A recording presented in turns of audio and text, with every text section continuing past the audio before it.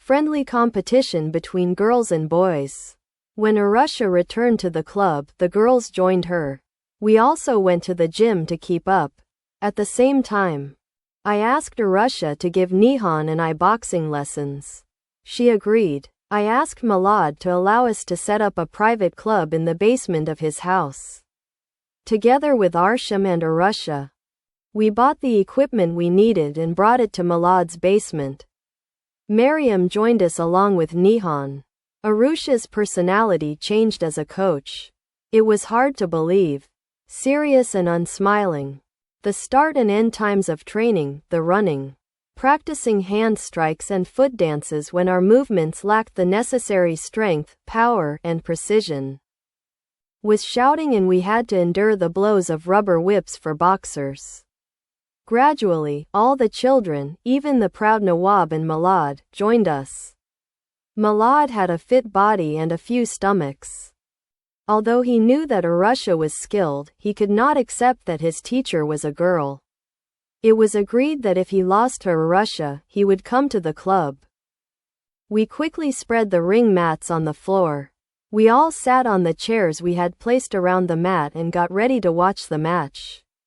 Both Arusha and Milad put on their helmets, gloves, and mouth and nose guards. When the flag in Ársham's hand was lowered, the fight began. After paying their respects, both opponents began the fight. Milad began his attack and threw his fists at his opponent with all his strength. But Arusha skillfully moved away from the path of the blow and immediately threw a blow at him. Milad was able to ward off a few blows, but suddenly his punch hit his stomach. He bent down a little when the second blow hit his face. We screamed and shouted and started clapping. And to be fair, we encouraged both sides. This time, Milad attacked her with all his manly strength. But Arusha did not back down and defended her blows.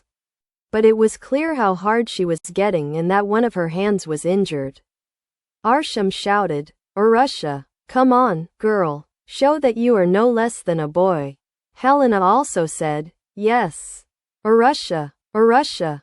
Nawab and I also shouted, "Boy, don't insult us. They said you are a man."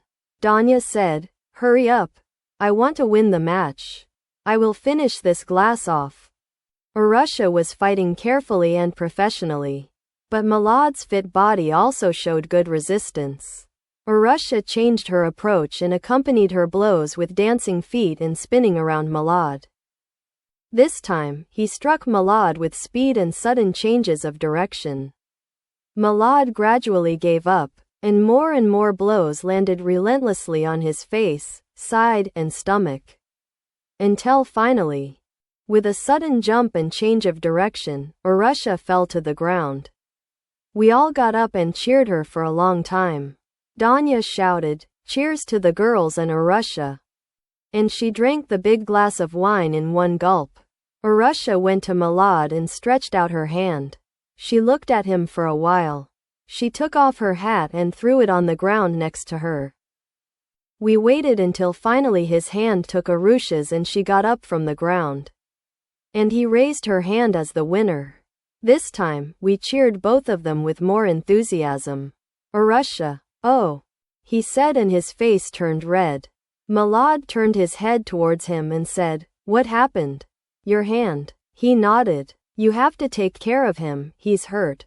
"Master." Arusha smiled and said, "Welcome." Then she sat in a corner to let the pain in her hand subside.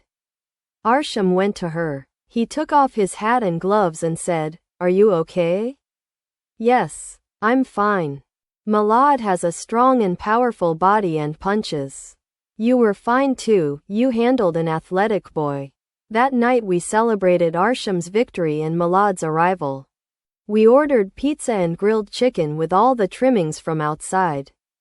We should have been able to support each other at any time.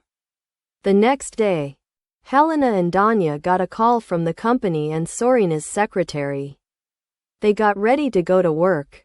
Helena said, "It's better to go plain and dressed and without makeup. I don't want this boy to eat me with his eyes." The same secretary and his girlfriend are enough for him. Danya nodded and said, yes. Instead of shawls and scarves, we will also wear headscarves. Stylish, but simple. After a while, they went to the company in one of the snap cars. Seeing them, the girl said, now they are coming to pick you up to go to your workplace. This is a big and famous company. We have foreign guests too. You must be stylish. And she pointed to their faces and lips. Danya said, these are our best clothes. We came to work. By the way, foreigners like simple people, and otherwise they are themselves. They have a lot of beautiful girls. And like a girl, she pointed to her eyelashes, face, and lips. The girl said that. And she got busy with her work. After a while, Helena and Danya went to the parts where they were hired.